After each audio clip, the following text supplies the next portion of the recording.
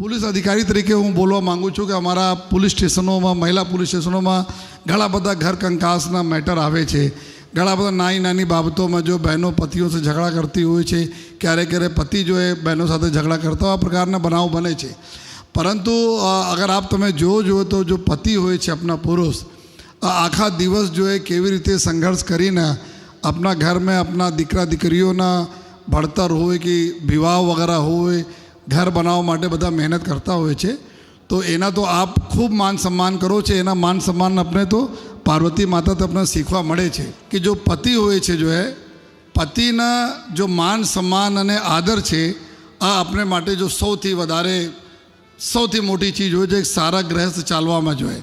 અને માતા પાર્વતીથી અને ભોલેનાથથી આ શીખવા જોઈએ આપણે ના કે આ બંને હોય છે, બંનેમાં ઘરમાં ખટપટ તો ચાલે છે, ત્યારે પ્યાર પર બધતા જાય છે, લેકિન એમાં કોઈ જીદ નહીં પકડી લેવાના. જનરલી શું થાય છે કે અમારા બહેનો થોડા વધારે સંવેદનશીલ હોય છે, જીદ પકડી લે છે. જો તો એમાં નહીં કરતા, થોડા બહુ તમે લેટકો કરતા રહેજો, જો જેથી ભાઈઓ જો છે જો મહેનત કરે છે ખૂબ ઓર સરસ રીતે મહેનત કરે અને જ્યારે ઘર આવે તો ખૂબ હસતા ચહેરા ઘરે આવે.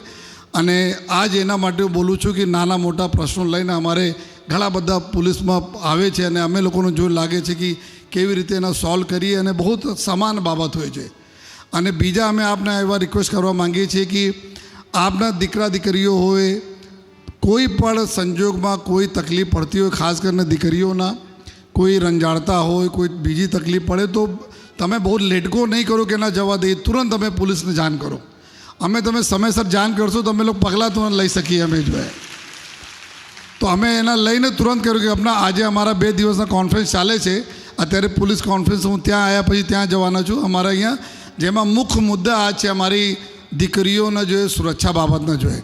અને દીકરીઓનો કોઈ ટ્રેપ કરે, કોઈ ફસાવે, કોઈ જાણીબૂજીને કરે, એના માટેના આજે અમારે એક મોટો ટોપિક છે જ્યાં અમે ચર્ચા વિચારણા કરીએ છીએ. એના માટે રિક્વેસ્ટ કરીએ છીએ આપથી જોઈએ કે આપ કોઈ પણ હોય તો તુરંત પોલીસને જાણ કરી દેશો. અમે લોકો સમયસર એના સરસ રીતે એમાં નિકાલ આમાં કરી દઈશું જોઈએ. અને આજે બધા અહીંયા છે, વડીલો છે, તો અમે આ બોલવા માંગીએ છીએ જોઈએ કે થોડા સાયબર ક્રાઇમ ઉપર ધ્યાન રાખજો. કોઈ લિંક હોય તો લિંક ઉપર દબાવતા નહીં. કોઈ ખોટા લાલચ આપે, એકને ડબલ પૈસા કરી દઈશ એના વિશ્વાસ તમે નહીં રાખતા.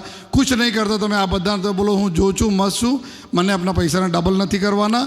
અને કોઈ બોલે તમે આ લિંક દબાવો તો મારા આમ થઈ જશે, હું બેંકથી બોલું છું, કોઈ વાત વિશ્વાસ તમે માનવા નથી. થોડા બધા લોકો સાવચેતી રાખીએ તો બધું ખૂબ સરસ થશે.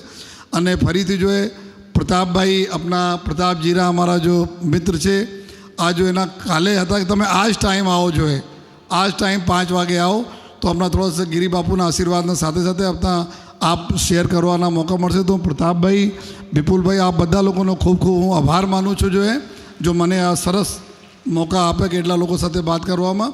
અને ફરીથી જોઈએ ભગવાન ભોલેનાથ જે ભોલે જ છે જોઈએ, જેના પાસે કુછ બી નથી લેકિન બધું છે એના પાસે જોઈએ. અને જે રીતે જોઈએ ભગવાન ભોલેનાથથી અમે લોકોને શીખવા મળે છે જોઈએ કે કુછ બી નહીં ચડે, ધતુરા ચડાવો, જો પણ પુષ્પ ચડાવો, જો કોઈ નહીં ચડે ભગવાન ગ્રહણ કરતા હોય છે. આ જ પ્રકાર આપણા જિંદગી લઈએ કે જો અમે લોકોને મળે છે બધું બહુ જ છે જો આપણે માની ચાલીએ. અને ફરીથી જોઈએ ભોલેનાથ અને માતા પાર્વતીની કૃપા બધા લોકો પર રહે, બધા લોકોના સ્વસ્થ સુખી રહો, ઘર પરિવાર ખૂબ ઉન્નતિ કરે એવી અમે ઉપરવાલે વિનંતી કરીએ છીએ. અને ગિરી બાપુથી આશીર્વાદ માંગીએ છીએ કે આપ અમારે સુરતવાસીઓ પર આપણા આશીર્વાદ રાખજો, જેથી કે અમે બધા સુરતમાં સુખ શાંતિ અને સુખી રહે. ફરીથી મને બોલાય એના માટે ખૂબ ખૂબ આભાર માનું છું. ભારત માતા કી જય. જય હિન્દ, જય ભારત, જય જય ગરવી ગુજરાત.